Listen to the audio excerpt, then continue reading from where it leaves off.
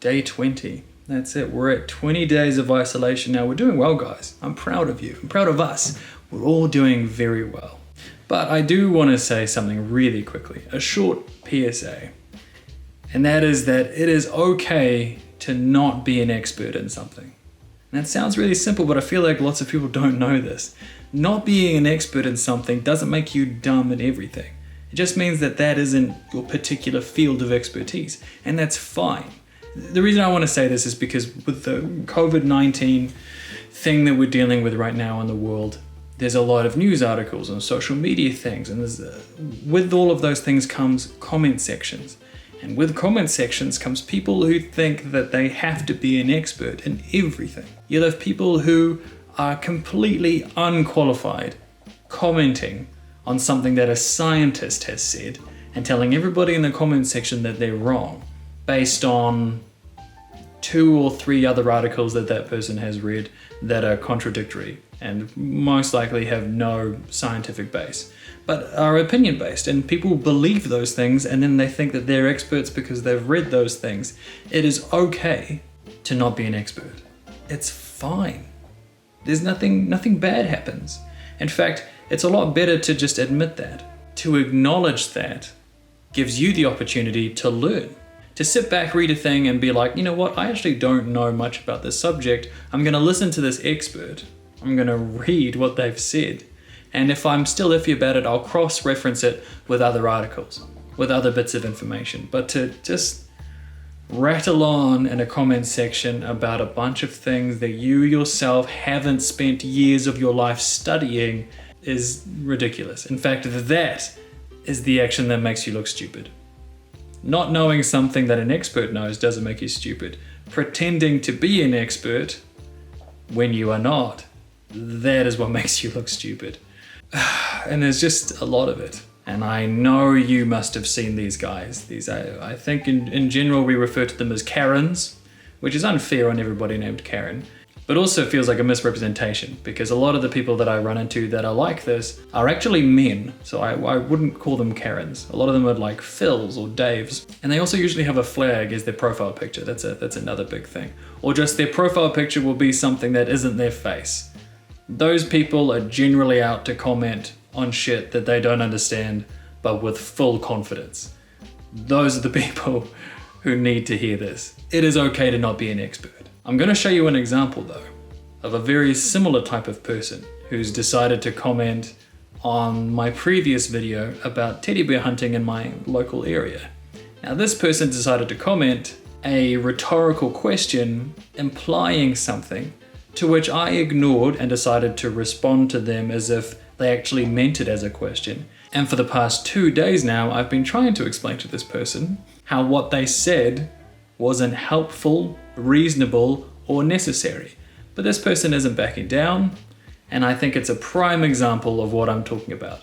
So now I'm gonna read this out to you and I'll show you how this has gone down. Okay, I'm gonna read these out to you, because this is a good example of what you should not be. Don't be this guy. And he's a mild case of this sort of small man syndrome that a lot of people in the comment sections of Stuff news articles and New Zealand Herald news articles seem to have. But this is a small example, and I want to show you because I feel like I responded responsibly. But you be the judge, go for it.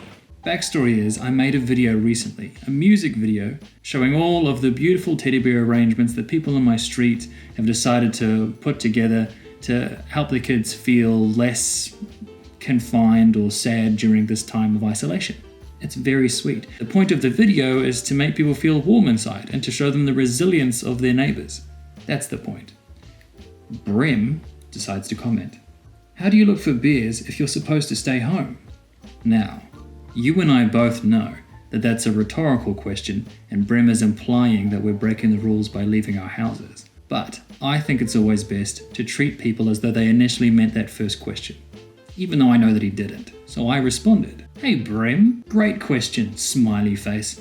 In New Zealand, we're able to leave the house for exercise and essential items.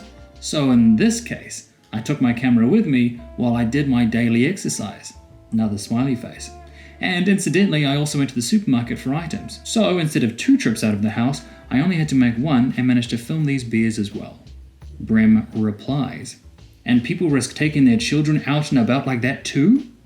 Now, that again, I think is a rhetorical question because he knows that. But let's just assume he means it.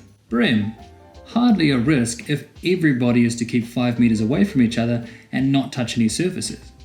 In fact, this is what we've been doing for 3 weeks now, and so far we have the most successful numbers in the world in terms of curbing the growth of average cases. So I'd say that's pretty good evidence to suggest that we're doing the right thing. But we appreciate your concern. Smiley face. See, I'm keeping this very civil. Brem says, the news is full of people not playing by the rules. Immediately, I've learned something about Brem. He watches the news. Fair enough, we all should watch the news. We all should. But he's definitely one of those people that watches the news, sees a bad thing, and assumes it's everybody doing that thing. So, I replied, Brem, that's unfortunate, but those people aren't these people. The people going for walks and spotting teddy bears with their kids are well within the rules, so I'm not entirely sure what you're getting at. But it's good that people like you are keeping an eye on things. Smiley face, again, I'm the best person to deal with, honestly. If you ever have a complaint, you should honestly come to me because I will put your mind at ease. Brem says, people breaking the rules aren't walking the same streets? Again with the rhetorical questions. This is Brem's 3rd rhetorical question, but I'm gonna pretend like it's not. So I said, Brem, walking the streets isn't breaking the rules. Brem says, nobody suggested it was. Now, this is the point where I realized that Brem is simply trying to be obtuse. Because to say nobody suggested it was is a bit of a lie though, isn't it? Because his 3 previous rhetorical questions all imply that. Otherwise he was generally asking those questions. But we know he wasn't because he responded to my replies in like. So I decided as clearly as I could to explain to Brem that he clearly was implying those things. Because I want him to understand my point of view, assuming that he will listen. Brem, your first comment was how can people spot bears when they are meant to be staying home, which implies that they are breaking rules. I'm simply explaining to you that they are not breaking rules. Brem says, it doesn't imply they are breaking rules. If you inferred that, you did that on your own accord. No implication was made. Ooh, it was though, wasn't it? Ah, okay then. What was the point of you saying it then? And then saying that there's lots of people breaking the rules on the news. Just trying to figure out what you're talking about if you aren't talking about breaking the rules, even though you brought it up twice. Now I'm getting feisty. That subtle shift there where I made a statement and then referred to something that he'd said previously when I didn't need to, that's me being feisty. That's the beginning of me being like aggressive. Brem says, I didn't deny mentioning the breaking of rules, just that my first post implies nothing about breaking rules. Brem, it does though, unless you were genuinely asking how people spot teddy bears without leaving the house, which you weren't. Then I said, okay then, what did you mean by it? Considering after I answered it, you started talking about people breaking rules. Because people breaking the rules are using the same public spaces. Now, that is a fair assumption.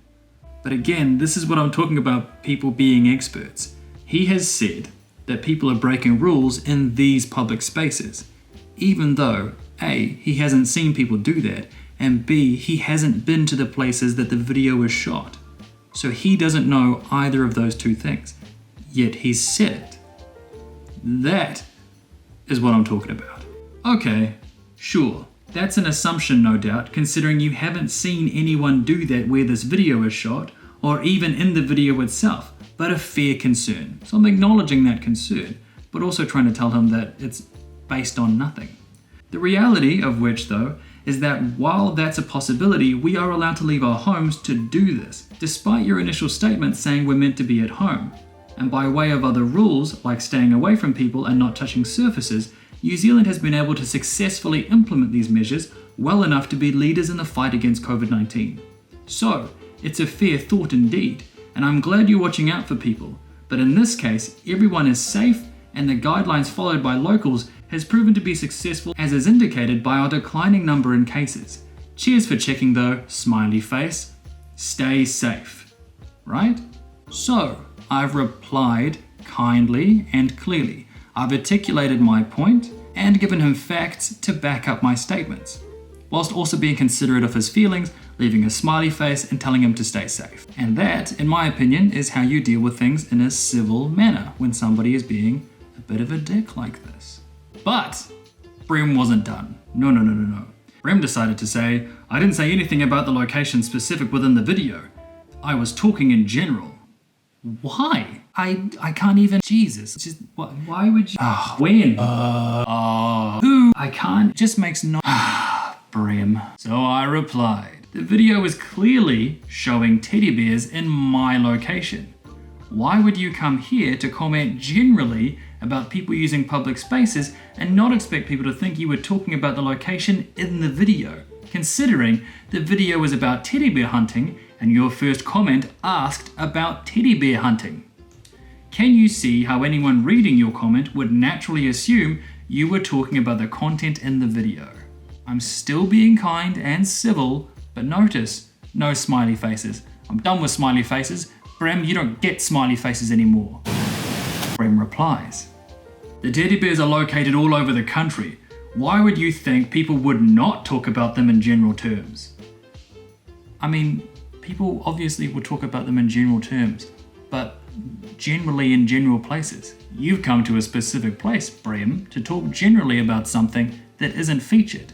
Anyway, my reply. These teddy bears are located in my area, not all over the country, and you've commented on my video, on my page, not a news article, which means you were talking to me personally. You've literally come to my personal page, commented on my video that I shot in my local area, and decided to comment generally about people breaking rules in places that you haven't seen them do so.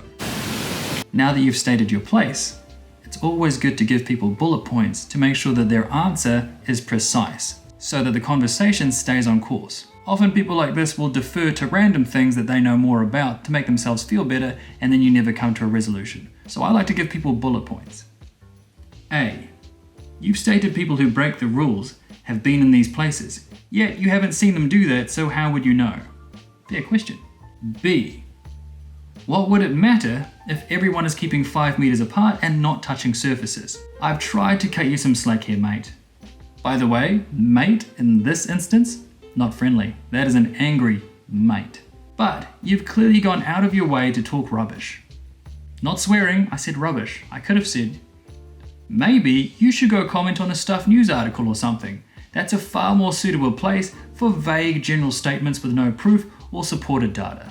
Now, I admit, the last statement there, a little bit catty and a totally uncalled for swipe at Stuff News, but I'm just being real here. Comment sections on those articles are just a pit of the worst kinds of people. But can you see what I mean? This is just a small example, very, very small. I've come across much worse than this, especially whenever I do a photoshopped edit of Donald Trump.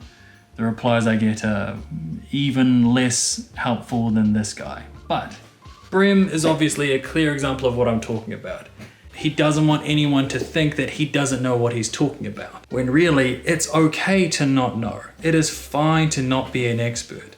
It's great to ask questions, and it's even better to listen to answers.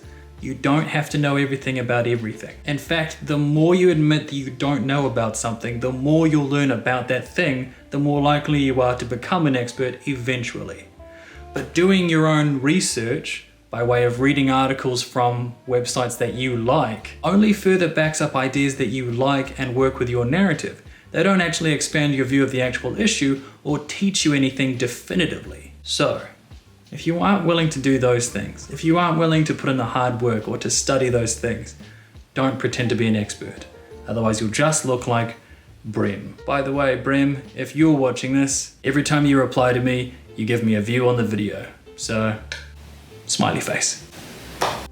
Day 20, it's okay to not be an expert, it's great to ask questions, and even better to listen to answers.